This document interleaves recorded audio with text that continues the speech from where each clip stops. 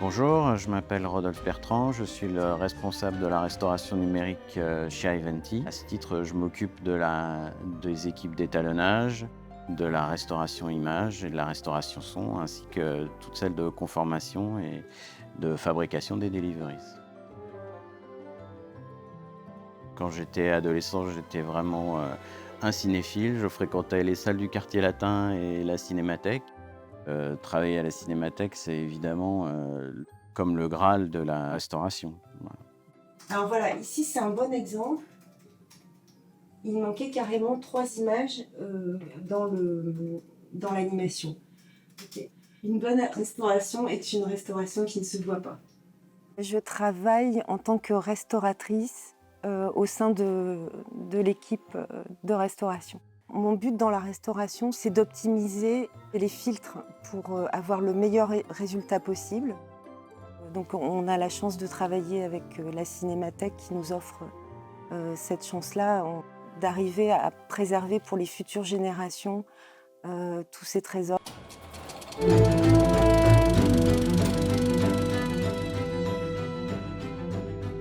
Je dirige la Business Unit Classics au sein du groupe, un pôle qui gère toute l'activité restauration d'Ivanti, donc restauration argentique et numérique de films de patrimoine, et enfin un pôle qui est spécialisé dans la préservation des œuvres. Ce que j'aime le plus dans mon travail, c'est avoir le sentiment de me battre pour une cause qui est la continuité de l'activité photochimique et du support pellicule. Parce que c'est pas quelque chose de simple et du coup c'est un vrai combat de tous les jours.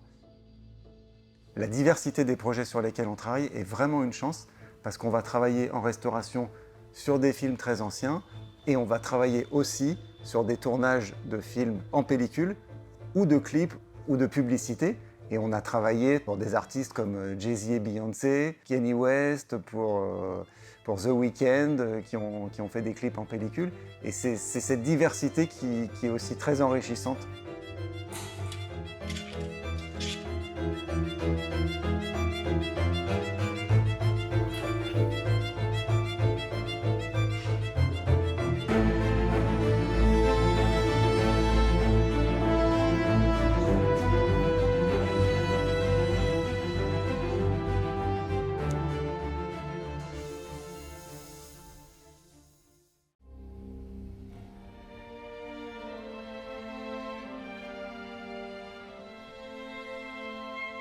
Mon plus grand souvenir, je crois, dans ma carrière, ça aurait été sur le film de Paul Verhoeven, Basic Instinct. Donc j'ai commencé mon étalonnage à Paris. Et une fois que l'étalonnage terminé, Studio Canal nous a envoyé à Los Angeles montrer le film à Paul Verhoeven. Et là, il nous dit tout simplement qu'il retrouve exactement ce qu'il voulait avec son directeur de la photographie de l'époque. Et voilà, c'était un moment magique et excitant et voilà, gratifiant. Je travaille chez Ivanti depuis 2007. Je suis étalonneuse, principalement dans le service restauration. Chercher l'équilibre des couleurs dans un plan, dans une séquence, c'est chercher toujours l'équilibre le plus juste pour l'image.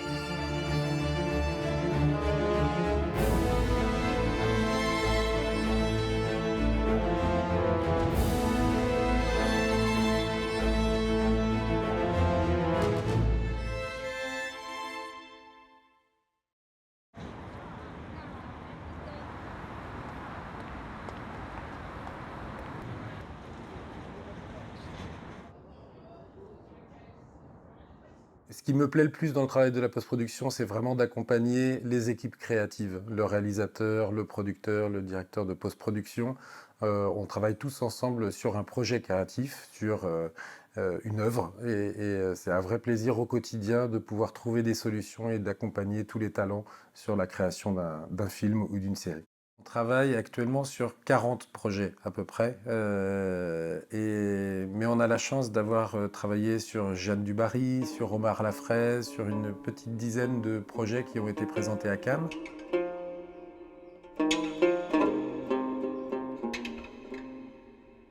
Je suis responsable technique ici sur le site d'Odéon. Donc mon travail est de recevoir les rushs en début de tournage, d'accompagner les monteurs tout au long du montage et ensuite de passer à la phase d'étalonnage et de livraison. Je dirais que l'accompagnement, l'organisation, c'est vraiment quelque chose qui est assez excitant. Je trouve que de faire en sorte que tout s'enchevêtre correctement pour arriver à un produit final, c'est très intéressant.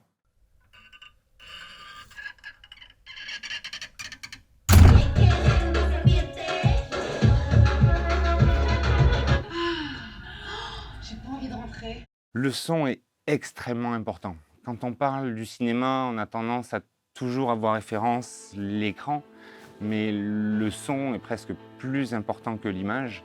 Le son habille, le son explique, le son porte, les émotions passent par le son. Donc le son fait vraiment partie du film. C'est vraiment un élément plus qu'essentiel. La fabrication d'un film ou d'une série, il y a toute une partie financière, du planning à respecter, mais il y a aussi surtout la partie artistique. Ce sont des artistes qui viennent travailler et donc ils ont besoin de se sentir bien. Et pour nous, c'est déjà une vraie réussite. Ça veut dire qu'ils étaient au bon endroit et qu'ils étaient contents d'être là. Et donc nous, on est... voilà.